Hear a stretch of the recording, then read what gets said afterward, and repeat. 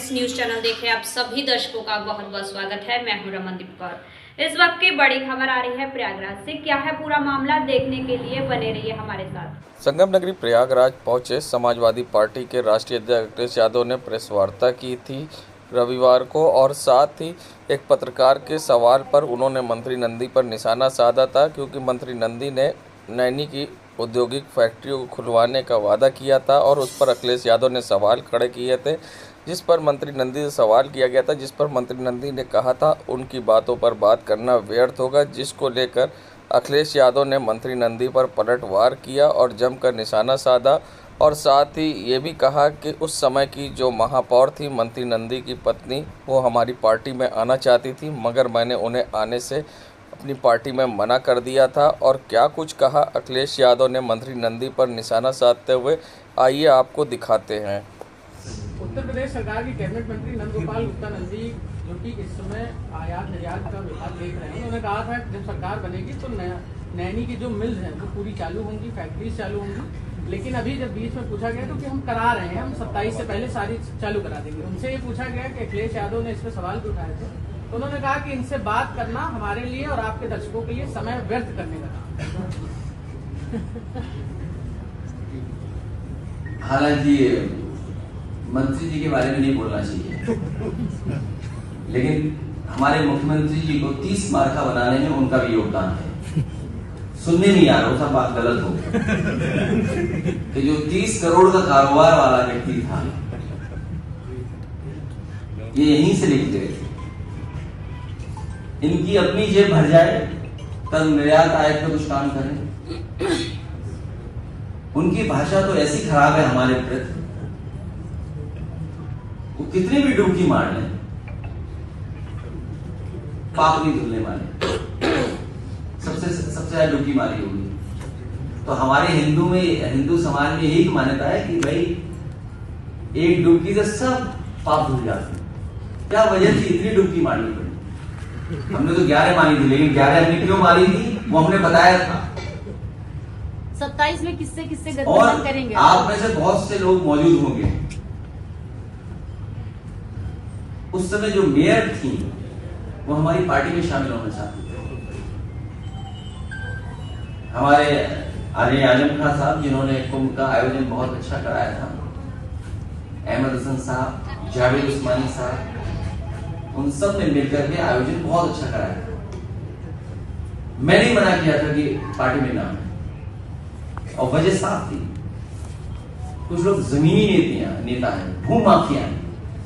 Bharatiya Janata party को अपने भूमाफियाओं की सूची जारी करनी चाहिए। सर, एक सवाल है। मंत्री नंदी की पत्नी पूर्व महापौर अभिलाषा नंदी गुप्ता ने अखिलेश यादव के बयान पर किया पलटवार। यूपी के पूर्व सीएम अखिलेश यादव ने प्रेस वार्ता के दौरान मंत्री नंदी को लेकर कहा था कि मुख्यमंत्री को 30 मार्का बनाने में इनका भी बड़ा हाथ है, और 30 करोड़ वाले आदमी को यही लेकर गए थे, और इनकी भाषा मेरे प्रति इतनी खराब है, चाहे जितनी डुबकी लगा ले इनका पाप कम नहीं होगा। और साथ ये भी कहा था कि इनकी पत्नी उस समय जो महापौर थी वो हमारी पार्टी में आना चाहती थी और मैंने मना कर दिया था, जिस पर मंत्री नंदी की पत्नी व पूर्व महापौर अभिलाषा नंदी गुप्ता ने अखिलेश यादव के बयान पर पलटवार किया है। साथ ही उन्होंने ये भी सफाई दी कि वे उस समय समाजवादी पार्टी ज्वाइन करना नहीं चाहती थी, ना ही पार्टी ज्वाइन करने गई थी। और क्या कुछ कहा है, आइए दिखाते हैं आपको। हमारे इस ऐतिहासिक प्रयागराज शहर में एक हमारे पूर्व मुख्यमंत्री अखिलेश यादव जी आए, और उन्होंने बहुत सारे प्रेस कॉन्फ्रेंस कही, बहुत सारी बातें कही। वो उनकी अपनी सोच है, अपनी समझ है, मैं कहती हूँ। एक पार्टी के वो राष्ट्रीय अध्यक्ष हैं, और एक राष्ट्रीय अध्यक्ष होने के नाते जो कुछ उन्होंने कहा वो ठीक बात है, उनकी अपनी चीजें थी, अपने स्वभाव है उनका अपना। लेकिन मेरा इतना मानना है, उन्होंने कुछ बातें माननीय मंत्री नंदी जी के लिए कही कि उन्होंने बहुत पाप किया, मेरे बारे में बहुत कुछ कहते हैं। तो किसी के भी पार्टी के जो वरिष्ठ जन हैं या पार्टी की जो नीति रीति है, अगर आप उस पर बोलोगे तो पार्टी का कोई भी पद पे बैठा हुआ कार्यकर्ता हो या पार्टी के वैसे भी पार्टी का कार्यकर्ता हो तो उसका अपना ध्येय बनता है कि उसकी पार्टी की रीत नीति के बारे में कोई सवाल जवाब करेगा तो वो उसके पक्ष में वो अपने बयान रखेगा। और माननीय मंत्री जी जिस पार्टी से भारतीय जनता पार्टी से हैं, उस भारतीय जनता पार्टी में उनके माननीय मुख्यमंत्री जी उनके नेता सदन हैं और उनके बारे में अगर कोई बात कही जाती है या उनकी बातों पर कोई टीका टिप्पणी करती है तो उनका पूरा ध्येय बनता है कि उस पर वो अपने ध्येय रखे। उनको कोई गलत बोलता है तो ये रखना बड़े सीधी सी बात है कि अपना पूरा कार्य पद्धति भी है कि हम इस तरह से चीजों को रखें कि जिस दायित्व को हम लिए हुए हैं उस दायित्व का निर्वहन करें। और आपने कहा कि माननीय मंत्री जी नहाए बहुत बार ने कितने पाप किए, तो सर जिसको अखिलेश जी जिसको भी माँ गंगा बुलाती है वो कहता है कि माँ गंगा ने मुझे बुलाया है और मुझे ये पुण्य मिला है कि मुझे नहाने का सौभाग्य प्राप्त हुआ। तो ये पाप पुण्य से आगे बढ़कर अगर आपकी सोच हो सकती कि उन्होंने अपने पार्टी के दायित्वों का निर्वहन किया। दूसरा,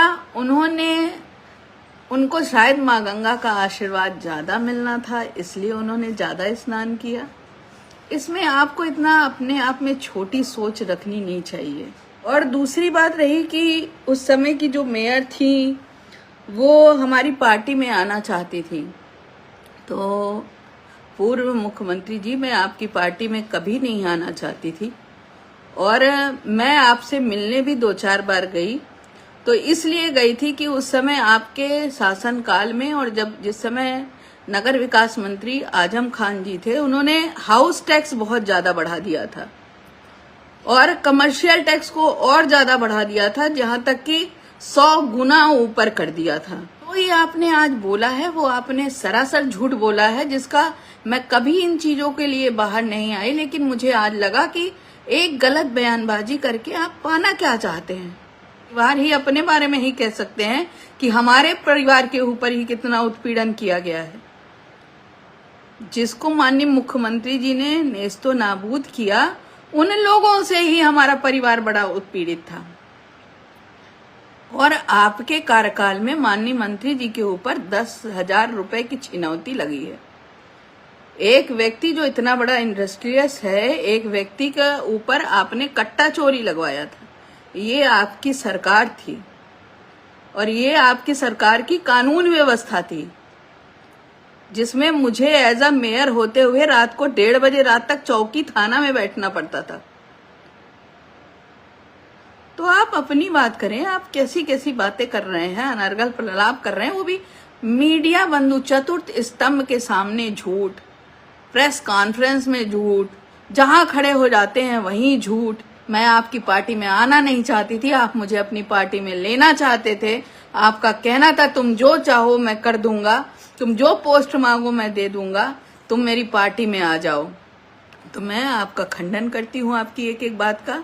और ऐसी बातें अब दोबारा आप प्रयागराज हो या कहीं भी हो तो कहने से पहले एक महिला के बारे में, एक पद पे रही हुई महिला के बारे में या एक सामान्य महिला के बारे में कहने से पहले आप सोचें कि आप किसके बारे में क्या बोल रहे हैं।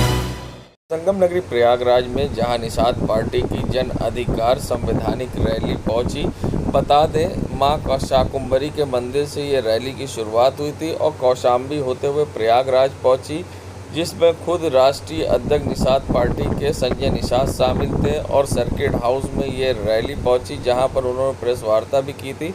मगर रैली में जो गाड़ियों का काफिला था वो खुलेआम यातायात नियमों की धज्जियां उड़ा रहा था। गाड़ियों पर ब्लैक फिल्म थी और गाड़ियों से नंबर प्लेट भी ज़्यादातर गायब थी। अब जब सत्ता में बैठे ही लोग नियम कानून का उल्लंघन करेंगे और सत्ता का दुरुपयोग करेंगे तो आम जनता कैसे नियम का पालन करेगी, ये अपने आप में एक बड़ा सवाल है। निषाद पार्टी की ये रैली में जहां यात्रा में आप देख सकते हैं गाड़ियों का काफिला था, सभी गाड़ियों पर ब्लैक फिल्म थी, कई गाड़ियों की नंबर प्लेट भी गायब थी। और सबसे बड़ी बात है कि अब ये जो पार्टी के कार्यकर्ता हैं या नेता हैं और ये जो गाड़ी के मालिक हैं, इन पर किस तरह की कार्रवाई होगी, क्योंकि खुलेआम यातायात नियमों की धज्जियां उड़ाई गई और साथ ही इनको ना ही कोई रोकने वाला था ना टोकने वाला था। क्योंकि सैया भय कोतवाल तो डर किस बात का, क्योंकि सत्ता में बैठे ये लोग हैं और इन पर पुलिस भी कार्रवाई करने से कहीं ना कहीं डरती है। संगम नगरी प्रयागराज के समय हम सर्किट हाउस पर हैं और आज निषाद पार्टी के द्वारा यहां से जन अधिकार संवैधानिक रैली निकाली जा रही है और आपको हम दिखाएंगे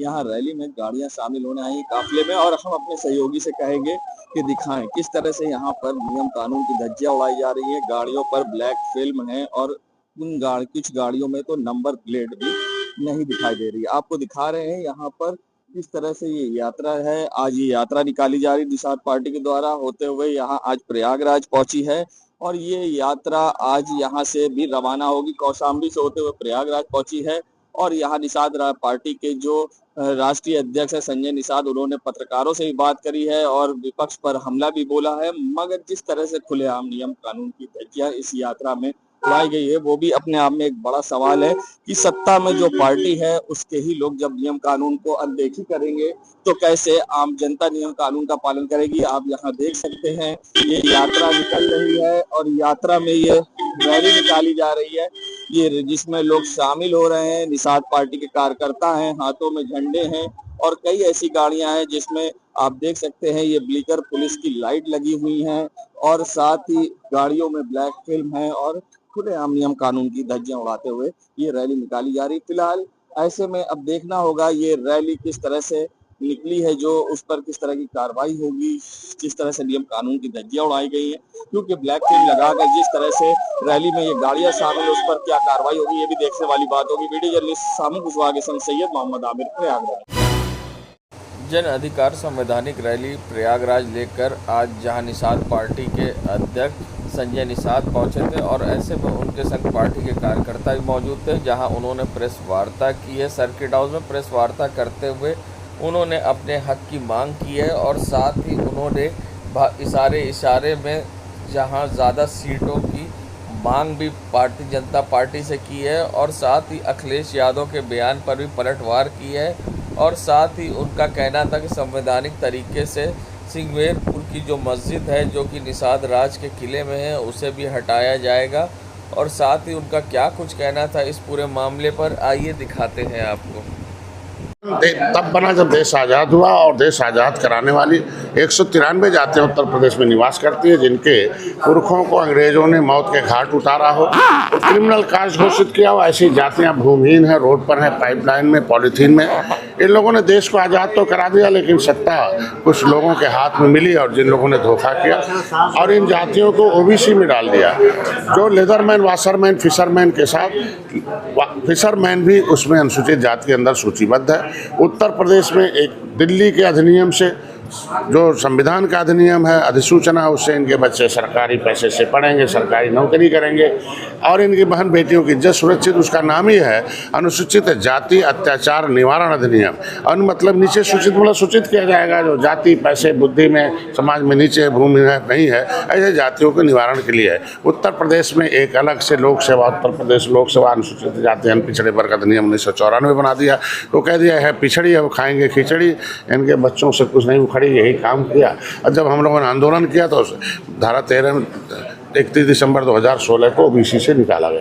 तो ओबीसी से राज्यपाल ने हमें संशोधन करके निकाल दिया तो अब हमें अनुसूचित जाति का मिला है। इसके लिए जिसको लेना होगा उसको जगना होगा। भारतीय जनता पार्टी अपना वादा पूरा करे, इसीलिए हम लोग आए हैं। इन्हीं वजह से आज उदासीन हो गया निषाद, चूँकि माननीय योगी जी थे तब सदन में आवाज़ उठाते थे। आज के दिन भारतीय जनता पार्टी जो थी वो हमने वादा किया था मछुआ विजन में। इसके नतीजा कि एक बार 2019 में हम लोग सरकार 2019 में बनाए, 2022 में एक मुश्त वोट दिया निषादों ने।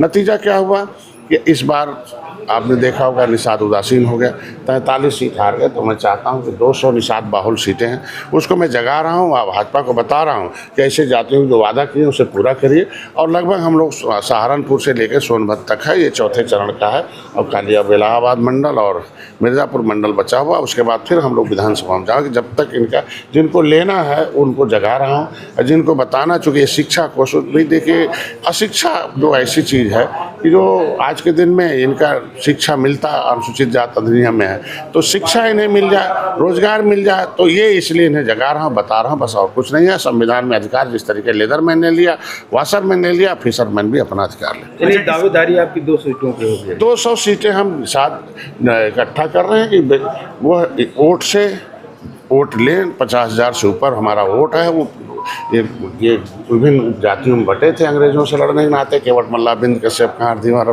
रैकबार बाथम, लेकिन निषाद राज के किले पर लाकर उन्हें दिखाकर एक किया कि आपके पुरखों ने मुगलों अंग्रेजों से लड़ा उजड़ा है, अगर बसना है तो अगर कानून बनाकर अंग्रेजों ने उजाड़ा है तो कानून बना हुआ है आपको बसाने के लिए आगे, तो उसको लेने के लिए एक हो गए हैं। तो इसे 200 सीटें नहीं लड़ेंगे, लेकिन हम वो 200 सीटें जितवाने की व्यवस्था रखते हैं। तो अगर हम उसको जीत देंगे तो निश्चित रूप से सीट भी देगी और इनके बच्चों का भविष्य भी दिखेगा।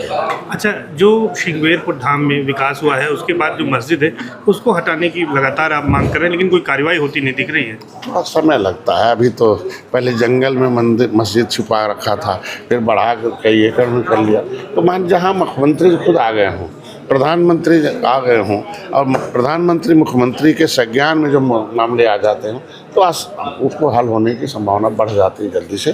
तो हमको लगता है जिस मुख्यमंत्री के संज्ञान में वो खुद ही उस काम को बोल गए हैं कि निश्चित रूप से, तो जिस नियम के तहत ऐसे कब्जे हुए हैं नियम को ही बदला जा रहा है और निश्चित रूप से लोकतांत्रिक ढंग से उस मस्जिद को हटाने का प्रयास किया जाएगा। अभी भी मांग कर रहे हैं हटाने की? निश्चित रूप से वो तो हटाया जाएगा। अगर नहीं हटाएंगे तो गुस्से में आते हैं लोग। संख्या बढ़ रही है, आज फिर लाखों हो गई है, कभी करोड़ों हो जाएगी निषाद की संख्या।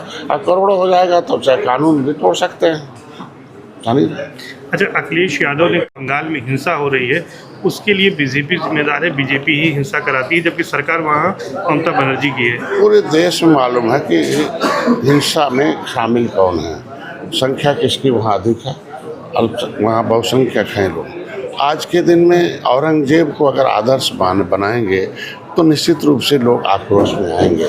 फिर से आप चाहते हैं कि औरंगजेब को तो भगा दिया हमारे लोगों ने, मुगलों को भगा दिया, फिर मुगलों को ही आदर्श मानकर लोगों पर राजनीति करेंगे तो निश्चित रूप से आक्रोश आएगा। इसकी जिम्मेदार तो समाजवादी पार्टी है। निश्चित रूप से आज जब होगा इलेक्शन तो वोट से निश्चित रूप से जनता जनार्दन है, जज है, वो अपने आप इसीलिए सत्ता से दूर कर रहे हैं। अच्छा, समाजवादी पार्टी के राज्यसभा सांसद हैं रामजीलाल सुमन, राणा सांगा पर उन्होंने पहले विवादित बयान दिया। अब एक बयान दिया है, एक बच्ची के साथ रेप हुआ, दलित बच्ची के साथ नाबालिग है, उस पर कह रहे हैं ये कोई बड़ी बात नहीं है। हालांकि अखिलेश यादव परिवार से भी मिले, कुछ मुआवजे की बात कही, ऐसे बयान क्यों दे रहे हैं ये सब जो है फिरका परस्त अवसरवादी लोग हैं। ये अवसर फायदा उठाए कांग्रेस में, अवसर उठाए बसपा में, अवसर उठा के यहाँ आ गए जब तक थे तो। क्योंकि देखिए आज के दिन में बयान दिया नहीं दिलवाया जाता है। मुखिया के बिना इशारे अगर उससे सहमत नहीं होते उनके बयान से तो उसे बाहर निकाल देते पार्टी से। अब खुद ही समर्थन कर रहे हैं। तो राणा सांगा कभी ऐसे ही अमर सिंह के खिलाफ आजम खां से बयान दिलवाया जाता था, डायन है, ये है, वो है, इनकी जुबान काट लेनी चाहिए अमर सिंह की, उनकी बेटी बहन को पेट्रोल से डाल देना चाहिए।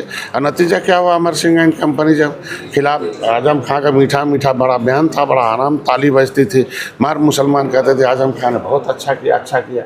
और सपा देखो हाफ हो गई। अब बचा खुचा रामलाल जी है ना, इनसे फिर बयान दिलवा रहे हैं। अरे यार क्षत्रिय हैं, इस देश के एक मतलब एक लड़ने वाली जाति रही है। मतलब गौरवशाली इतिहास रहा क्षत्रियों का। ऐसा थोड़ी है, लड़ाई कौन लड़ा था? लड़ाई तो अंग्रेजों मुगलों से लड़ा। जो जातियाँ अंग्रेजों मुगलों से लड़ी हों उन्हें आप अपमानित करेंगे तो जाति को ठेस पहुंचाएंगे तो निश्चित रूप से राजनीतिक रूप से वो कहाँ रहेगा आपको खुद पता चलेगा। तो वही आजम खां वाला, अब आजम खां की जगह पर रामलीला हो गए हैं और नतीजा बचा खुचा साफ। संगम का एरिया दबंगों से कब हो पाएगा? क्या हमको लगता है कि मैंने बहुत बड़े प्रयास किया कि पहले यहाँ बड़ा गैंगवार चलता था तो मेरे निवेदन पर वो गैंग ख़त्म हो गया। अब कम से कम चाहेंगे कि गरीबों के लिए एक सिस्टम बन जाए जिससे कि ठेकेदार भी रहें और उसके अंदर काम करने वाले मजदूरों को भी ठीक से मजदूरी मिले। अब बिना सिस्टम बनाए, और उसके लिए फिर मैं कुछ लोगों से संपर्क में हूँ कि भाई आपस में अपने ही लोगों का अपने लोग शोषण न करें तो अच्छा रहेगा। एक अच्छा संदेश है, चूँकि आप निषाद राज के वंशज हैं। एक पहचान जब दे दिया निषाद राज के किले का और एक 56 फुट की मूर्ति लग गई मित्रता की, तो आप भी अपने गरीब भाई को मित्र बनाकर उनको उचित मजदूरी देते रहिए और अपने ठीक है करते रहिए। संगम नगरी प्रयागराज में आज जहां पत्थर गिरजाघर पर आम आदमी पार्टी के कार्यकर्ताओं ने हाथों में पोस्टर बैनर लेकर जमकर नारेबाजी की। बता दें फूले मूवी की जहां रिलीज पर रोक लगने को लेकर जहां आम आदमी पार्टी के कार्यकर्ता सड़कों पर उतरे और जमकर नारेबाजी करते दिखाई दिए। उनका कहना था कि फूले मूवी जहां शोषित, दलित और पिछड़ों का इतिहास बताने वाली पिक्चर थी, जिसको सरकार ने प्रतिबंध करवाया है और सेंसर बोर्ड उसके कहने पर अब ये पिक्चर पर रोक लगा रहा है। और ऐसे में अगर ये पिक्चर रिलीज़ नहीं होती तो हम जेल भरो आंदोलन करेंगे और तब तक हम लोग नहीं बैठेंगे जब तक ये पिक्चर रिलीज़ नहीं हो जाती। और साथ ही ऐसे में क्या कुछ कहना था आम आदमी पार्टी के कार्यकर्ता का, आइए दिखाते हैं आपको। अब इस फिल्म पे अगर आप कह रहे हैं जातिवाद को बढ़ावा देने के लिए, तो ऐसा कुछ नहीं है।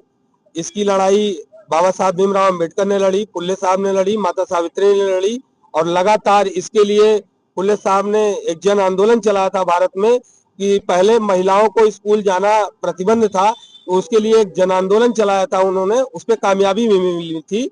और गरीबों, शोषितों, वंचितों के बच्चे पढ़े और उनको उनका अधिकार मिले, इसके लिए एक आंदोलन चलाया था। ऐसे महान पुरुष पे एक फिल्म आई थी, इस पे कहीं ना कहीं ये जो मोदी सेंसर बोर्ड है, इस पे रोक लगाकर समाज के जो दर्पण है, जो मूल अधिकार है समाज का, उससे लोगों को वंचित रखना चाहती है ये नरेंद्र मोदी सरकार। और इसका आम आदमी पार्टी पुरजोर विरोध कर रही है। और इससे नरेंद्र मोदी को पता था और इनके सेंसर बोर्ड को, मोदी सेंसर बोर्ड को भी पता था कि कहीं अगर ये फिल्म रिलीज हो गई तो हमारे भाषणों से तो बहुत कम लोग परिचित होते हैं, मगर ये फिल्म हर घर तक यूट्यूब के माध्यम से, टेलीविजन के माध्यम से पहुंचेगी और सरकार से लोग सवाल उठाएंगे, सवाल पूछेंगे। तो इसको बैन कर दिया गया। आम आदमी पार्टी इसकी मांग कर रही है और हम सब कार्यकर्ता इसकी मांग कर रहे हैं कि अगर ये फिल्म रिलीज नहीं की गई तो हम लोग जेल भरो आंदोलन के लिए बाध्य होंगे और आगे भी अंबेडकर और फुल्ले साहब की लड़ाई को लेकर हम लोग आगे बढ़ेंगे। क्योंकि जिस तरह से आज समाज में लोगों को दबाने का प्रयास किया जा रहा है, वो चाहे दलित हो, चाहे पिछड़ा हो, चाहे अल्पसंख्यक हो, इन सब को दबाने का प्रयास नरेंद्र मोदी की सरकार कर रही है और बेरोजगारी का आलम बढ़ता जा रहा है। तो ये फिल्म रिलीज होनी चाहिए जिससे समाज सरकार के काले चिट्ठे को देख पाए। सर्वेश यादव, जिलाध्यक्ष आम आदमी पार्टी प्रयागराज। संगम नगरी प्रयागराज के पालसन चौराहे पर उस समय हड़कंप मच गया जब एक ई रिक्शा वहां से गुजर रहा था और अचानक ई रिक्शे में आग लग गई। ड्राइवर ने जहां ई रिक्शे से कूदकर अपनी जान बचाई, मगर देखते ही देखते आग विकराल रूप धारण कर ली और लोग खड़े देखते रहे। और ऐसे में रिक्शे में आग की लपटें तेज़ उठने लगी और रिक्शा पूरी तरह से जल गया। बता दें, जहां रिक्शे के अंदर बैटरी थी और किस कारण से ये आग लगी ये तो स्पष्ट नहीं है, मगर कारण शॉर्ट सर्किट ही माना जा रहा है जिस तरह से ई रिक्शे में आग लगी। देश दुनिया की खबरों के लिए world media times news channel को सब्सक्राइब करें।